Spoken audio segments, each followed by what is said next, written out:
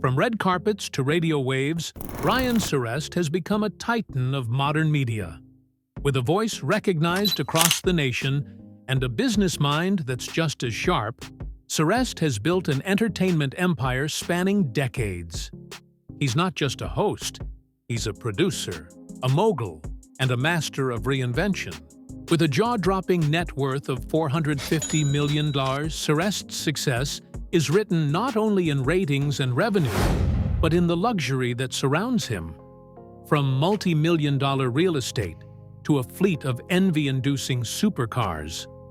Today, we're stepping inside the extraordinary life of Ryan Seacrest, exploring the iconic deals, the powerhouse career moves, and the luxurious lifestyle that makes him a true media mogul.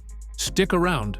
This is a look at how Ryan Seacrest lives life in the spotlight and beyond. Ryan John Seacrest came into the world on Christmas Eve 1974 in Atlanta, Georgia. A fitting birthday for someone destined to become a fixture in American households. Raised in the quiet suburb of Dunwoody, young Ryan wasn't exactly the kid who blended into the background. Armed with a toy microphone and a seemingly endless appetite for attention, he was already rehearsing for a future few could have predicted. As a teenager at Dunwoody High School, Seacrest took a chance on something that would change his life. An internship at WSTR-FM, better known as Star 64. One day, fate handed him an open mic when a DJ called in sick. Ryan jumped on the opportunity and made such an impression that the station handed him the overnight weekend shift, officially making the teenage intern a voice on the airwaves. He graduated in 1992 and headed to the University of Georgia to study journalism, but Hollywood kept whispering. After 1 year, he packed up and moved west. By 1993, Los Angeles was his new playground, and opportunity came quickly. That same year, he landed his first national hosting gig on ESPN's Radical Outdoor Challenge.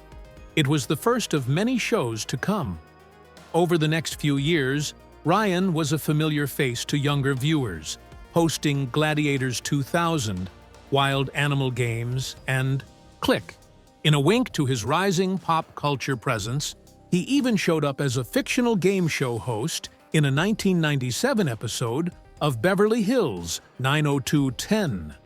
Always moving, always visible, Seacrest built a resume brick by brick, hosting NBC's Saturday Night Movie and Fox's Ultimate Revenge, a practical joke series by the early 2000s. Then, in 2002, he was offered a chance to host a brand new singing competition on Fox, American Idol. The name alone now conjures up lights, drama, screaming fans, and Seacrest, calm at the center of the storm, with his smooth voice and signature sign-off. American Idol became a cultural juggernaut, turning unknown singers into stars and transforming Ryan Seacrest into a household name. He stayed with the show for its entire Fox run and seamlessly returned when the series was revived by ABC. As Seacrest's television career exploded, his radio roots remained strong. In 2004, he stepped into Rick Dees's legendary shoes as the morning voice of KISS-FM's On Air with Ryan Seacrest, broadcasting weekdays from 6 to 10 a.m. Pacific Time. He turned morning radio into must-listen entertainment and became one of the most powerful figures in the radio industry. By 2005, another legacy awaited him: Dick Clark's New Year's Rockin' Eve. Following Clark's stroke, Seacrest took on much of the hosting duties and proved himself worthy of the torch. By 2009, the show officially bore his name, and in 2019, he marked his 15th year as the face of America's biggest New Year's celebration. Seacrest's resume is nothing if not expansive. In 2017, he joined Live with Kelly, bringing his charm to morning television once again. For 6 years, he bantered with Kelly Ripa before passing the mic to her husband, Mark Consuelos, in 2023. That same year, reports began swirling that he might be stepping into another iconic role, replacing Pat Sajak as the host of Wheel of Fortune, a fitting chapter for a man who's become the modern face of game shows, reality TV, and live broadcasting. Red carpets have become his second home. Seacrest has covered the Oscars, the Emmys, and virtually every major awards show for E, always with the perfect balance of polish and presence. And his entrepreneurial spirit has kept pace with his media empire. He launched Ryan Seacrest Distinction, a fashion line sold at Macy's, and Polished for Men, a skincare brand designed with the same clean-cut ethos that defines his public image. From toy microphones to Hollywood megastardom, Ryan Seacrest's journey has been a masterclass in hustle, charm, and timing. Never the loudest voice in the room, he's often the most enduring. Proof that talent, drive, and a little bit of mic magic can take you from suburban radio booths to the heart of American pop culture. In 2007, television mogul Max Muchnick, co-creator of Will and Grace, parted ways with his stunning Beverly Hills residence in a sale that would soon become part of Hollywood real estate legend. During a casual walkthrough, Ellen DeGeneres, famed for her love of real estate as much as her talk show, fell in love with the property. As the story goes, she turned to Max and simply said she wanted to buy it. On the spot, Max named a price, $29 million, nearly double what he had originally paid. Ellen agreed without hesitation. The home, a masterwork of modern California architecture, features soaring ceilings, gallery-like interiors, and an effortless indoor-outdoor flow. An entertainer's dream tucked away in one of Los Angeles' most coveted neighborhoods. Ellen held the property for 4 years before selling it in 2011 to media personality Ryan Seacrest for $36.5 million.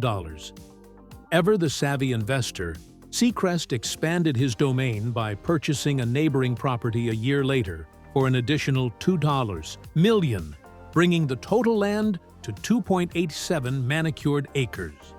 Now totaling 9,200 square feet, the estate became a private, luxurious compound with 9 bedrooms and 11 bathrooms, 2 attached guest houses, and a separate 3-bedroom home, ideal for guests or staff.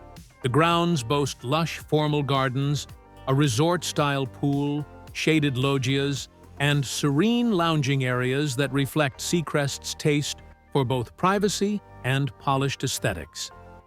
But the story didn't end there. After Seacrest moved in, Max Muchnick reached out with an unexpected confession. He had always regretted not completing the home's renovation and design during his ownership. Rather than shrug off the past, Ryan took it as an opportunity to realize the property's full potential. He brought Max back on board to complete the original vision, an unusual but fitting full-circle moment that gave the home a unique blend of both its former and current owner's sensibilities. In November 2020, Seacrest listed the fully renovated compound for an eye-watering $85 million. Despite the ambitious price tag, the estate lingered on the market until November 2022, when a buyer finally stepped in and closed the deal for a cool $51 million. Even with the markdown, it remains one of the most high-profile real estate deals in Beverly Hills history. A home where 3 titans of television each left their mark. In 2010, amidst juggling red carpets, morning radio, and primetime television, Ryan Seacrest added a new title to his already stacked resume: philanthropist. He launched the Ryan Seacrest Foundation, not as a celebrity vanity project, but as a heartfelt mission to bring light and creativity into places that rarely see it. Children's hospitals. His idea was simple, but powerful. Build media centers inside hospitals where young patients could explore broadcasting, storytelling, music, and the magic of performance, right from their hospital beds. The initiative caught fire. What began as one center grew into a network of 12 across the country, with locations in some of the most respected children's hospitals in America. The most recent edition opened its doors at Le Bonheur Children's Hospital in Memphis, continuing the mission of turning sterile medical spaces into places of hope, laughter, and imagination. These centers don't just distract children from their treatments. They empower them with tools to create, express, and connect. And Seacrest didn't go it alone. In 2012, he tapped Selena Gomez to be the foundation's ambassador. More than Fifi, a symbolic title, Gomez lent her time, her voice, and her star power to amplify the foundation's reach, showing kids everywhere that even in the toughest moments, their dreams still mattered. Outside the hospital walls, Seacrest's love for the arts runs deep. He serves on the board of trustees at the Los Angeles County Museum of Art, lending his influence to help preserve and promote culture in one of the world's most vibrant creative cities. He's also an honorary co-chair of the Grammy Museum Foundation, reinforcing his lifelong connection to music. Not just the kind that tops charts, but the kind that tells stories and heals. Back in 2009, Ryan Seacrest pulled back the curtain on his personal life during a candid moment on The Howard Stern Show, revealing his 2-year on-and-off relationship with model Sarah Jean Underwood. It was one of those Hollywood pairings that lived mostly under the radar, glimpsed in snapshots, whispered about in tabloids, but never the main event. Then came Julianne Hough. In April 2010, Seacrest stepped into the spotlight with the Dancing with the Stars Pro, forming a couple that seemed both picture-perfect and surprisingly grounded. For more than 2 years, the duo managed to balance the glare of the cameras with quiet, real-world romance. But in March 2013, it was announced they had parted ways. Amicably, if the headlines were to be believed, and maturely, as their silence suggested. Just a few months later, in May 2016, Seacrest returned to his college roots with a different kind of milestone. The University of Georgia, where he had once been just another journalism student with big dreams, invited him back, not for a broadcast or a gala, but to offer wisdom to graduating alumni. In a full-circle moment, he was awarded an honorary Doctor of Humane Letters degree. The same campus that once watched him leave early to chase radio dreams now recognized him as a media titan. But if Seacrest's career seemed to run on rails, his love life was more like a winding country road, especially when it came to Shayna Taylor. The model and personal chef first entered his life in 2013, introduced through mutual friends, and the two embarked on a relationship that would span years and multiple breakups.